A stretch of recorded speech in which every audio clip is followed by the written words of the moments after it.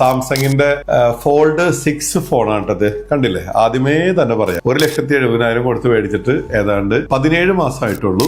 1 TB ഫോണാണ് നമുക്ക് ഉപയോഗശൂന്യമായിട്ട് പോണത്. ഇത് കണ്ടില്ലേ. അപ്പൊ തീർച്ചയായിട്ടും ഇതൊരു മോശം അനുഭവമായി പോയി. അത് എന്റെ പ്രേക്ഷകരോട് പങ്കുവെക്കാൻ വേണ്ടിയിട്ടാണ്. ഈ ഫോണിന്റെ സ്ക്രീൻ മാത്രം മാറ്റാൻ ചെന്നപ്പോൾ 55,000 റുപ്പീസാണ് ആവശ്യപ്പെടുന്നത്.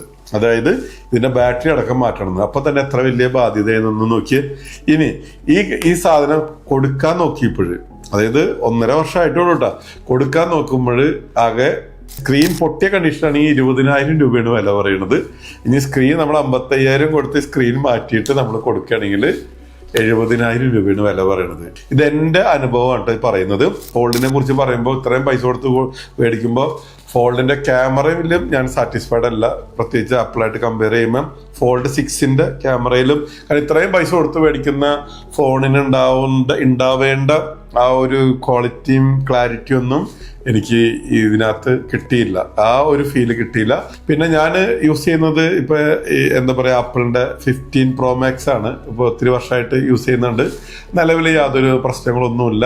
പിന്നെ എന്റെ പ്രധാനമായിട്ട് ഫോട്ടോസും വീഡിയോസും ഒക്കെ എടുക്കുന്നത് ഇതിനകത്താണ്. പക്ഷെ ഇവൻ ഉണ്ടല്ലോ, ഇവൻ പുലിയാണ്, ഒന്നും പറയാനില്ല കേട്ടോ.